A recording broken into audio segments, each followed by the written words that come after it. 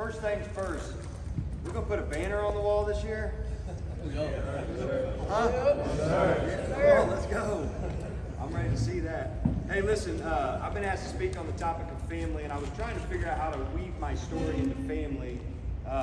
So first thing I did, what any scholastic person does to figure out something, you go to Google, right? So I Googled family and looked at all the different definitions of family, and I really didn't like it. So like I did with most of the vocabulary words that I have, I just made up my own definition of what family means to me. So, it's simply put, it's a group of individuals, regardless of the circumstances, are there for you, have a similar set of core beliefs. They do and have such a fierce loyalty to one another, they're willing to sacrifice almost anything, maybe even die for the cause. So the family that I admire the most that really isn't biological was that early family of Jesus and his disciples. They all ultimately ended up paying the ultimate sacrifice for what they stood for, and they all died, right? Jesus, as we know, died for us. And then carrying out the gospel, all the disciples died, standing up for the cause, right? So I'm not going to ask that you guys go and die playing football for one another, but you should be willing to darn near do that. You know what I mean? That's the definition of family, in my opinion. So, you know, my story is a story of a pretty victorious outcome. Obviously, I'm here. And as I was sitting there talking with Father Mark, we share a lot of similarities in our story, dating back to 12 years old, starting sex and drugs and all that stuff. Spoiler alert, I didn't end up a priest, in case you didn't realize that.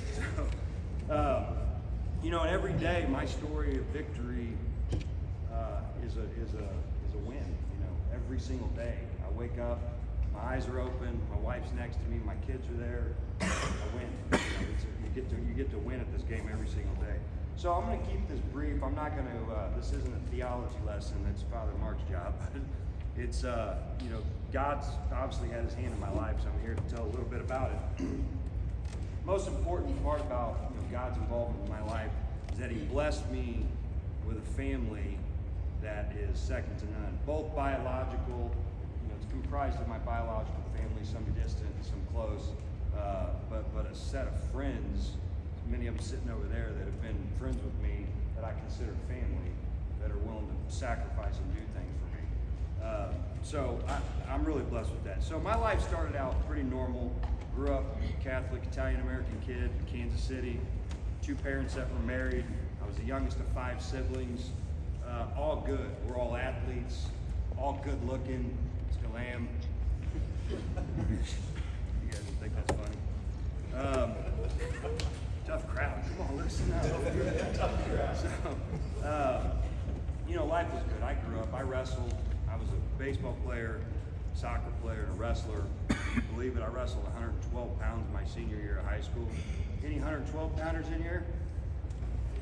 There you go, my man. They don't make them anymore like they used to. You guys all come out at 112 pounds now.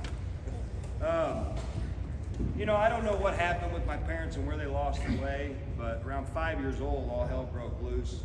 A lot of yelling, a lot of fighting. Still to this day, I never really asked, what happened, why. Didn't matter. There was division in our family.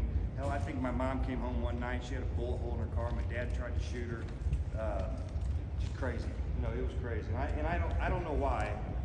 Good news is my parents are both still alive. They didn't kill each other. They're really close friends to this day. My mom and my stepmom actually cook pasta together on Sundays, so it's actually pretty cool. Our families get back together. But Dad wasn't present every day, and I think it's super important. And why I want to tell you guys this is because you guys are all going to have an opportunity maybe one day to be fathers. And it's important that you're present in your children's life, physically, daily, and mentally, spiritually, and emotionally. And we grew up in a culture, many of you guys probably are too. I see around here a lot of Italian kids in here.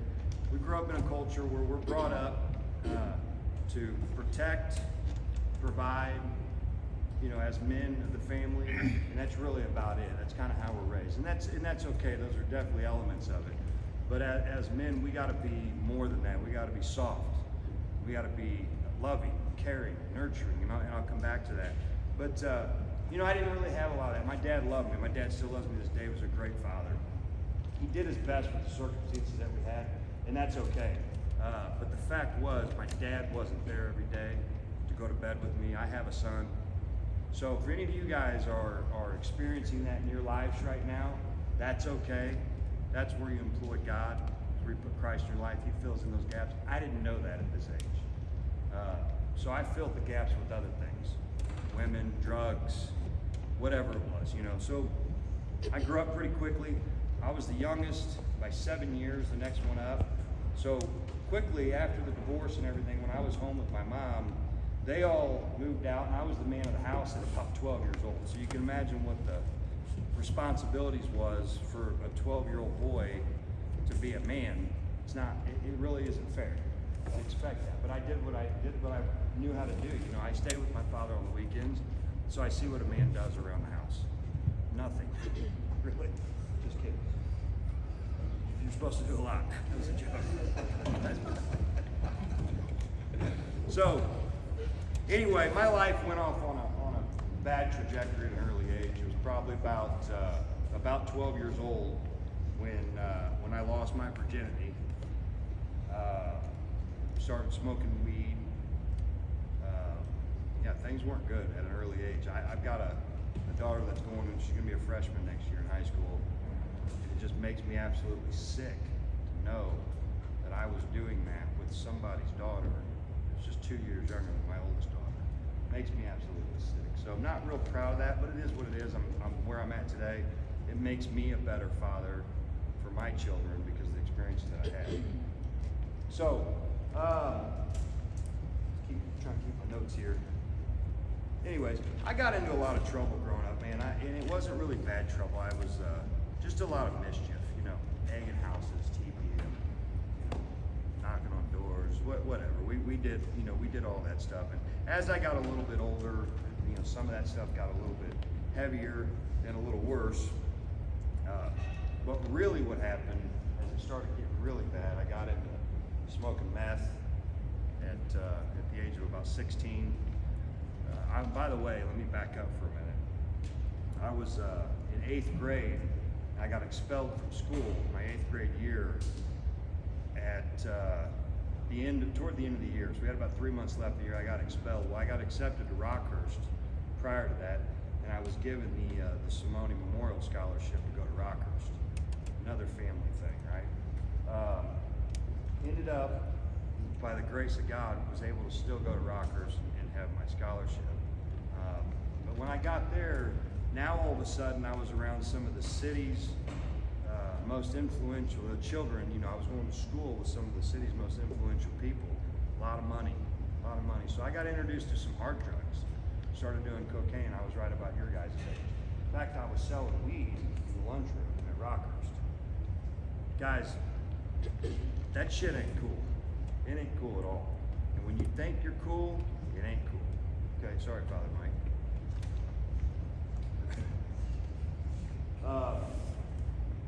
So I kept on. It got worse. I eventually dropped out of school. I went back to Raytown, tried to go to school. That's where I'm from. Dropped out again. I went back a couple different times, ended up dropping out. Got completely strung out. And man, I remember like it was yesterday. I went over. I was selling drugs, quit school, ran away from home. I'm on my own. My mom begged me to come home, come see her. So I had a Rottweiler. I thought I was a big tough guy. I had 112 pounds and running around with a Rottweiler that was like 112 pounds too. So I come home and I look at my mom, and I'm like showing her my dog. I look at my dog, Mom, and she's just locked on my eyes, and it just looked like death. My face looked like absolute death. And I can't imagine, man, as a father, missing your children and knowing they're out there doing God knows what. And it's the first time she's seen me in about 3 or 4 months, and I'm just completely strung out. Eyes sunk in my head, and she just started bawling. I could just see the look of devastation on her face and what I did to my mother, and I couldn't believe it. And she just said, "Please, what can I do to help you?" And I had this passion, and I really wanted to race motocross. My buddy had a bike. He let me ride it sometimes. Never had my own bike. We couldn't afford it.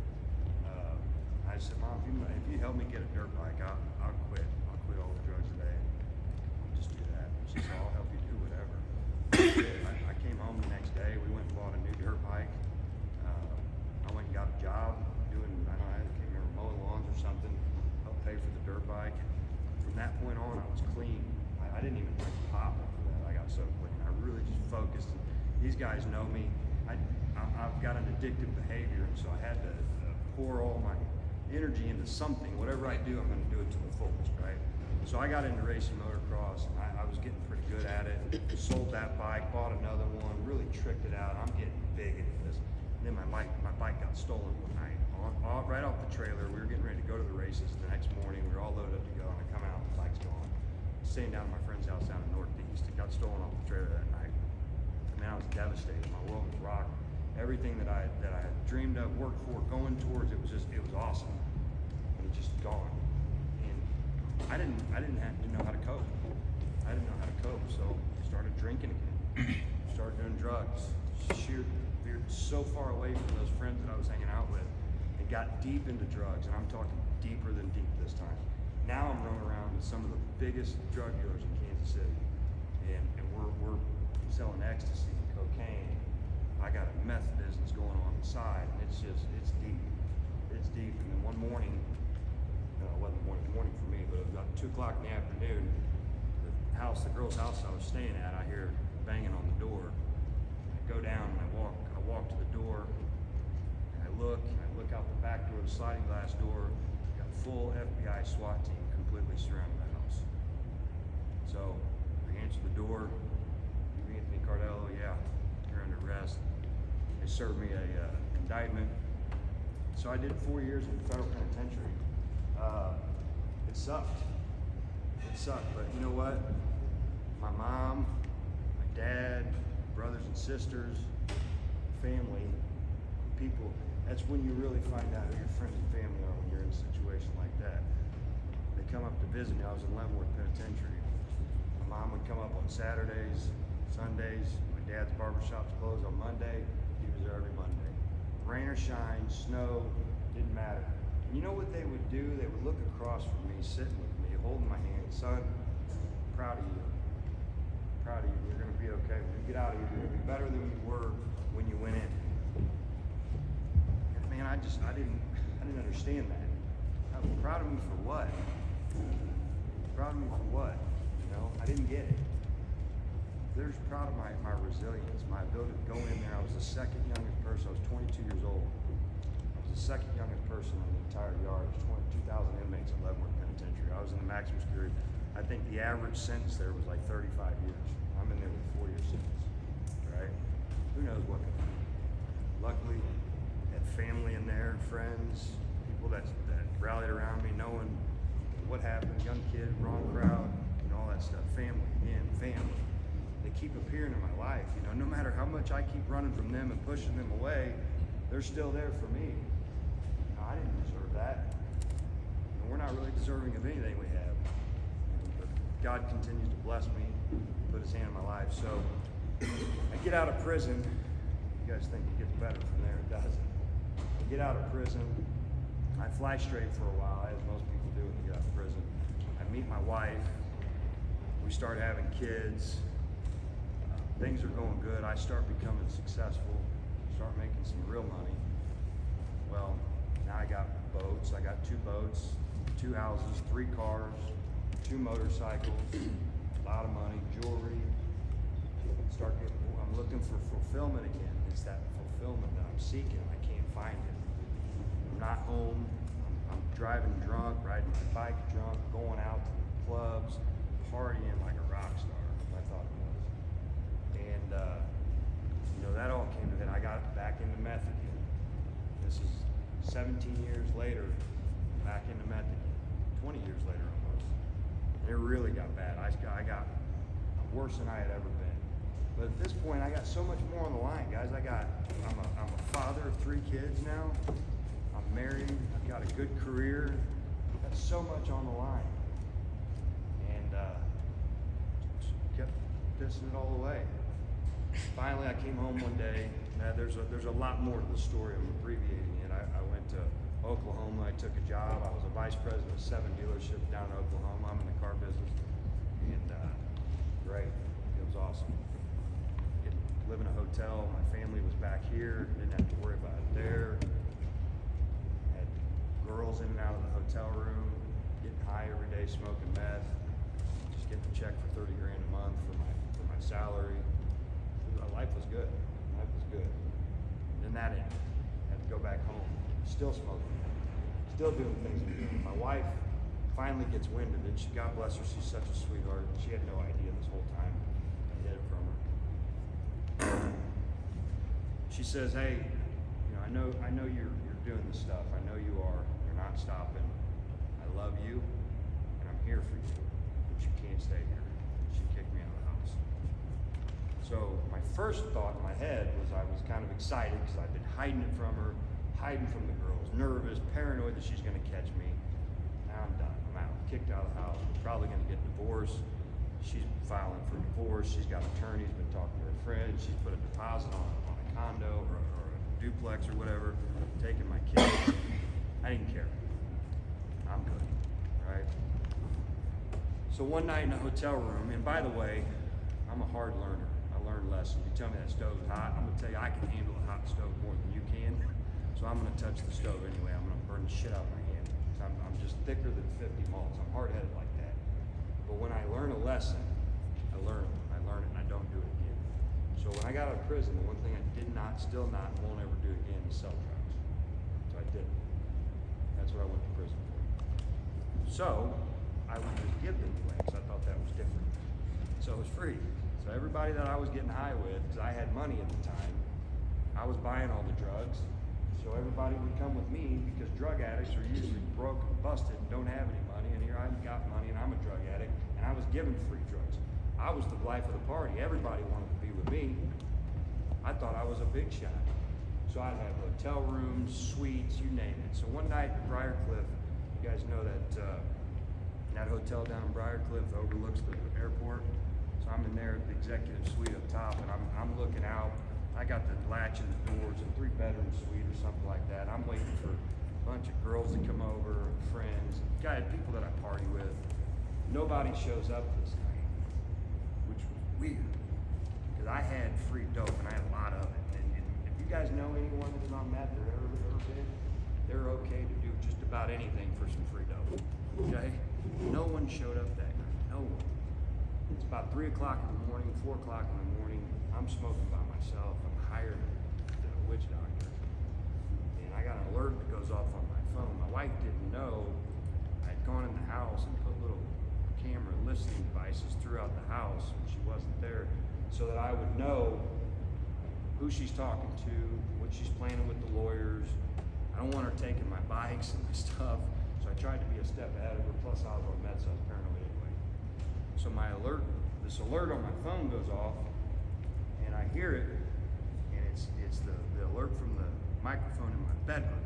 So I'm thinking, she got a guy over there, I guarantee it. 'Cause I used to go over there real early in the morning when my kids were getting up. 'Cause my kids really didn't have any idea at this point that I wasn't in the house. She kept it that way. So this alert goes off on my phone, and I'm listening, and I hear weeping. I hear faint weeping. And then I hear my daughter says, "Mommy, tell me what's wrong, and maybe I can make you feel better." She's crying. She says, "I just miss your daddy." She said, "Mommy, I miss Daddy too." Guys, I was devastated. I was broken. I remember, I'm looking out over there at the downtown airport. I got this beautiful scenery, and I'm just crushed. My life is crushed. I remember literally crying out to God. I had a ball cap on. I slumped down in the chair and just started crying. I said, "God, what did I do to my family? What have I done? And God, I don't even know where to start. I don't know how to get them back. What do I do to get them back?" This is the first and only time I ever heard the voice of God, the audible voice of God, real softly, just say, "Go home." That's all I heard. Go home. So I get up and I'm looking around this hotel room because I'm hearing voices now. So I'm going, "Oh my gosh, I'm really gone now. I'm hearing voices." I'm not really putting together this voice of God, right? So I sit there a little while longer, and about noon comes rolling around. I'm just stuck in this hotel room. I'm paralyzed at this point. I don't know what to do. do? I don't know where to start. And my wife calls me and says, hey, could you do me a favor and come over and sit with the kids tonight? I'm going to go try out a church with one of our friends. And I'll do that. It's no problem. This was the night that the Chiefs played Patriots in a playoff game. They lost. She could care less about watching professional football. I know you guys don't hear that. So she goes and tries this church out. They're playing the game, so she comes back. We're small talking and just laughing and kind of carrying on. She has no idea I had this epiphanic moment that morning. She says, okay, well, I'm going to go to bed now, which means get out of my house. I said, okay, well, I'm gonna go to bed too. She looked at me. I'm tired. I mean, this is my house, and you're my wife, and I'm gonna go to bed too. She gives me this side eye. She goes, I said, listen, something happened today. I know that I have a problem, and I'm gonna kick it. I'm gonna do it, but I need you. I can't do it without you. Please help me. And she said, listen, like any Italian woman would, put her foot down. Listen, if you're gonna come in tonight, stay here, and then think we're gonna try this again tomorrow, and you're gonna come back the next night, and you're gonna go that back and forth, I'm out. You got one shot. So that's all I need. I just need one shot. This was January 16th of 2016. I've never touched another drug or drop alcohol since that day. Okay? God blessed me with an amazing woman, a family that stuck by me, been there for me this whole time, never turned their back on me, continue to be proud of me, tell me they love me, all these things. That's what family does. But you know, the sacrifice in that was my wife had mentally moved on. But for me, because she loved me so much, she was willing to sacrifice our marriage if it meant me getting help, waking up. She sent me away not knowing that we would come back together. She sent me away hoping that I would get help and then I would be okay. And then I would go on and live my life and be clean and sober and not go the path that I was on, right?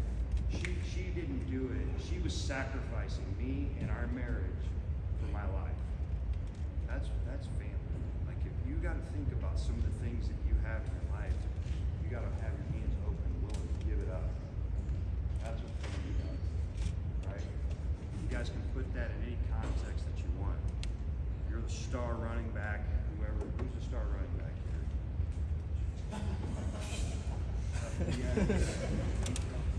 If there's a play, you know, giving someone else the ball for this last play to get over that goal line to win this championship, but you don't get to make that goal, that's sacrifice. You're doing it for your family. You're willing to give up for something that's bigger than yourself. That's what family does. So fast forward to today, I'm clean and sober. I've given up a lot, man. I've given up a lot. There's a lot of friends. I don't own a motorcycle. I don't even own a car. I'm a car dealer, so I can drive whatever I want. But my wife has a car. I have a home. That's it. I don't have a bike, which I have a deep passion for riding motorcycles, Harleys, and what these guys will tell you. I've been on a bike for as long as I can remember. I don't ride motorcycles anymore. I don't do anything. I'm giving it all up for my family. I'm giving my whole life up for my family. But you know what? I'm gonna tell you guys something. Where the remarkable piece of this whole thing is, that I've given up everything in my whole life that I always thought was cool, that was fulfilling. I don't have any of that anymore. And I'm fuller now than I've ever been in my entire life. I have more fulfillment with less because I have family at home that loves me, that cares for me. When I get home, my 8-year-old son runs me and says, "Daddy, you're home," every day. It's like I ain't seen him in 100 years. And there's no better feeling. You know what? I didn't get to have that. That's okay. That's okay. We're not owed things. You know, Jesus fills all those gaps. So if you guys have pieces of your life where there's family or whatever you're missing, that's where you fill in that gap with Christ. Like I said, I'm not going to make this a big theology lesson.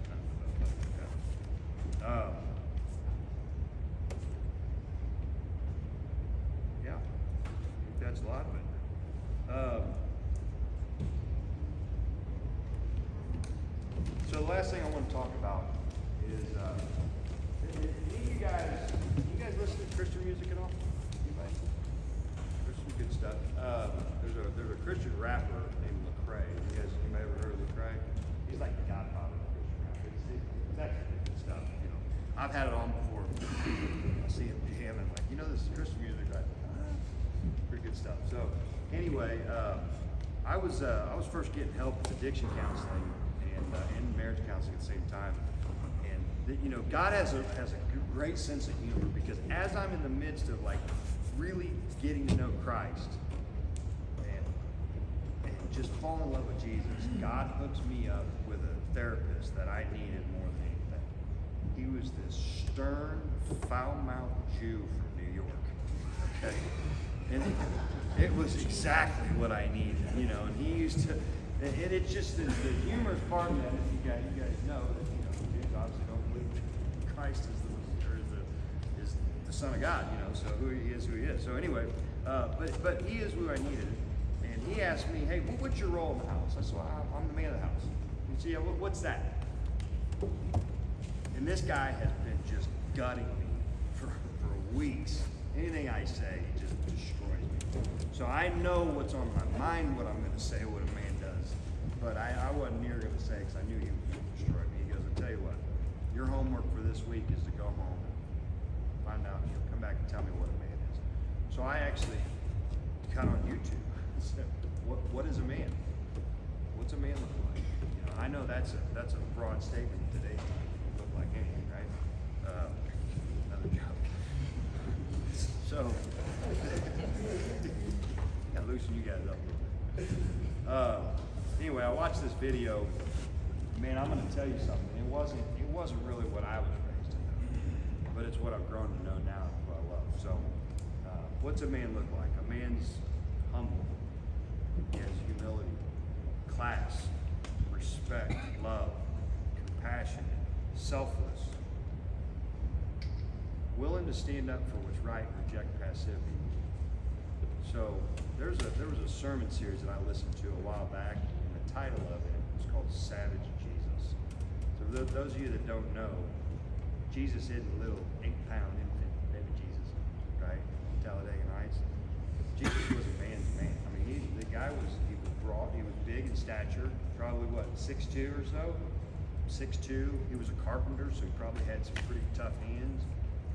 And the guy walked and challenged some of the biggest leaders of that time. Like, it's like going up to the president today and telling him he's wrong, right?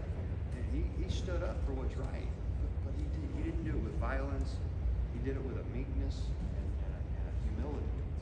But he stood up for what's right. So you got to reject passivity. So, I always joke that there's a joke that I have. It's pretty good. Listen, I am sensitive. I'm not soft. I will cry while I'm choking the shit out of you. So, you gotta be willing to stand up and tell people no. You gotta be willing to not be cool. Okay? When cool looks like something that ain't right, don't be cool then. Stand up. Say no. And you guys know what I'm talking about. Drinking. You guys are gonna go to parties. Don't drink. You're not 21. Don't break the law. Do the right things. You guys are going to be 21 eventually. You have to drink if you want then. That's what you want to do. Don't smoke the weed when your buddies have the joint. Don't have sex with the girl. You're not married. Maybe cool. Maybe the hottest chick in school. Whatever. It ain't cool. It's not cool. You got to be able to be a man and say no to that stuff and still walk away and think you're cool. And you know what? If you're the only one that thinks you're cool when you walk away and nobody else does, that's all right. You're probably even cooler. But in my opinion, you are. Okay? That's being an individual, standing up for what's right. You got to stand in for the weak. When somebody who can't defend themselves, either physically, mentally, whatever, you got to stand up for them. That's what a man does. Okay? Being a man of your word, own your mistakes. We're not perfect. Jesus is the only perfect thing in this world. Own your mistakes. I did it. Fix it. Make it right. Okay? Values may come at a cost. But I'm going to tell you guys, that's okay. Don't ever sacrifice your values for any cost, whether it's financial, relational, anything. Be who you are today. Be the same person tomorrow, and the day after that, and don't change for anybody. Be true to yourselves. Okay. And the last thing I'm going to tell you: how you do anything is how you'll do everything. Okay. That's all I got. I appreciate you guys' time.